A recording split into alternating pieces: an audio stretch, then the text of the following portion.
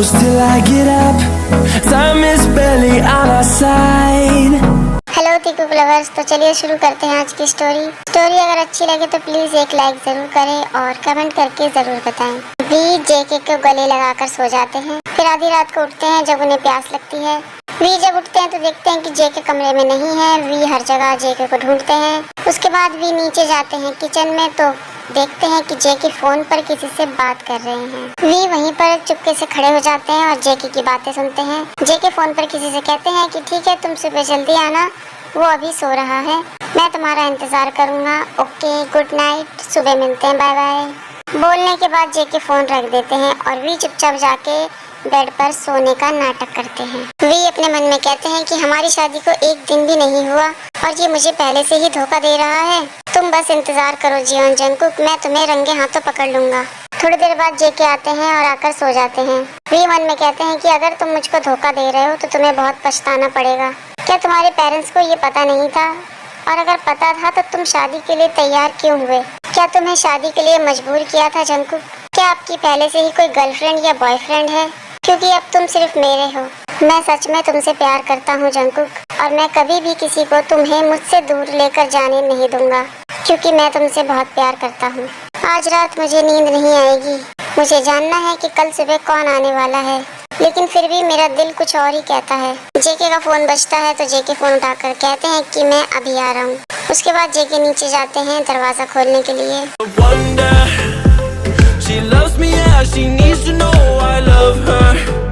तभी वी भी उठ जाते हैं और जेके को देखते हैं नीचे जाते हुए और कहते हैं कि ये पजामा पहनकर ही नीचे चला गया अपनी गर्लफ्रेंड से मिलने के लिए। उसके बाद वी उठकर जेके के पीछे जाते हैं तो जाकर देखते हैं कि जेके ने किसी लड़की को गले लगा रखा है। ये सब देखकर वी का दिल टूट जाता है। वी कहते हैं, क्या सच में तुम मुझे धोखा दे रहे हो?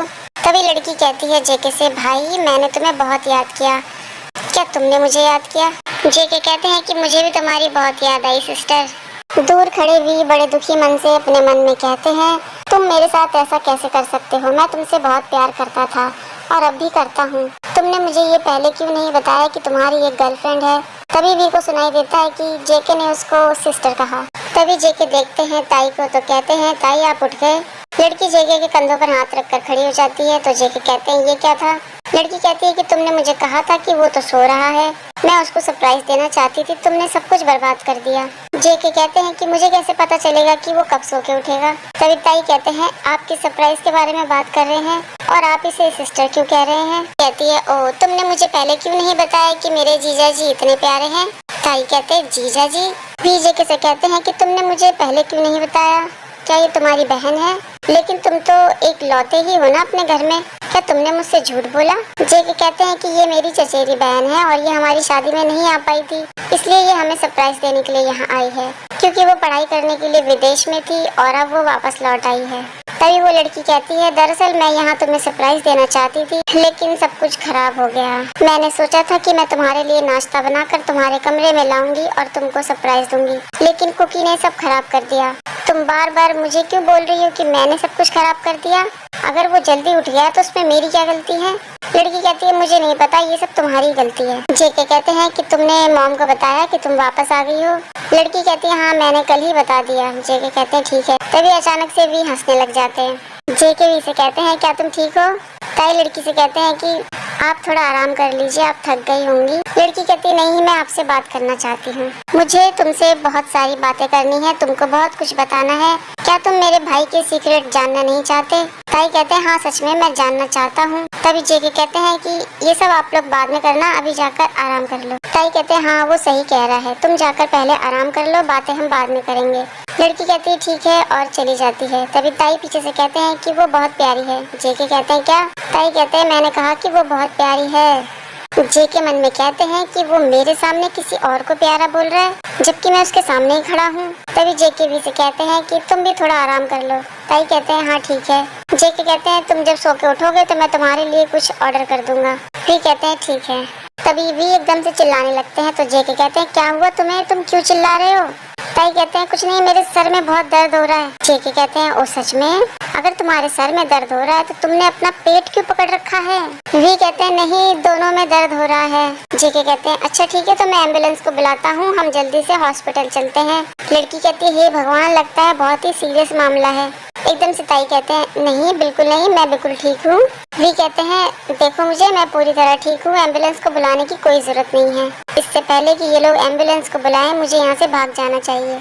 वी वहाँ से भागते हुए जाते हैं और कहते हैं कि मैं जल्दी से तुम दोनों के लिए कुछ नाश्ता बनाता हूँ, और चले जाते हैं। लड़की कहती है अरे वो इतना अजीब सा व्यवहार क्यों कर रहा है? जेके हंसते हुए कहते हैं क्योंकि वो तुम्हें मेरी गर्लफ्रेंड समझ रहा था। लड़की कहती है क्या सच में? जेके कहते हैं हाँ, कल रात जब मैं तुमसे फोन पर बात कर रहा था तो ताई वहीं पर खड़े होकर सारी बातें सुन रहा था। लड़की कहती है तो इसका मतलब उसने सोचा कि तुम मेरे लिए उसको धोखा दे रहे हो?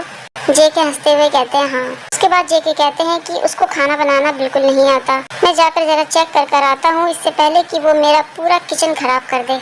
वी किचन में खड़े होकर सोचते हैं कि मैंने उनसे कह तो दिया कि मैं कुछ बनाऊंगा, लेकिन मुझे तो खाना बनाना बिल्कुल नहीं आता, अब मैं क्या करूं?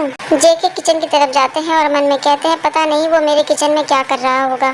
तभी वी के चिल्लाने की आवाज आती है तो जेके भागते हैं और चिल्लाते हैं ताई।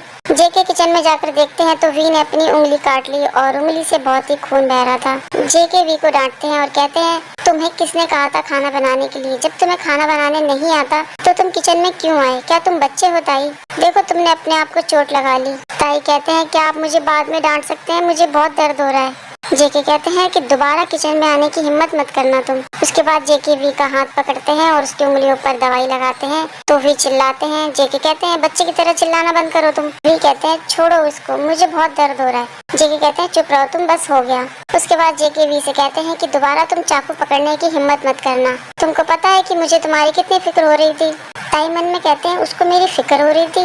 वी कहते हैं सॉरी, मुझे माफ करना। उसके बाद जेके कहते हैं तुमको कुछ भी खाना है तो मुझे बताओ, मैं तुम्हारे लिए बना दूंगा, ठीक है? वी कहते हैं ओके। फिर जेके कहते हैं कि खाना खाने के बाद मुझे बाहर जाना है, कुछ काम है मुझे, मेरी बहन तुमसे कुछ बातें करना चाहती है। ताई कहते हैं कौन से काम से बाहर जा रहे हो आप? जेके कहते हैं कि ऑफिस का कुछ काम है। ताई कहते हैं लेकिन आप तो अभी पढ़ाई कर रहे हो, मेरे डैड चाहते हैं कि मैं उनकी कंपनी भी संभालूं। ताई कहते हैं आप बहुत ही लकी हो। जेके कहते हैं तो क्या आप भी अपने डैड की कंपनी संभालना चाहते हैं? वी कहते हैं नहीं, मुझे ये सब बहुत ही बोरिंग काम लगता है। तुम तो बहुत ही अजीब हो ताई, जो इंसान चाकू नहीं संभाल सकता वो कंपनी क्या ही संभालेगा। ताई चिल्लाते हैं और कहते हैं तुम मेरा मजाक उड़ाना बंद करो। जेके हंसते हुए कहते हैं ठीक है, मैं जा रहा हूँ।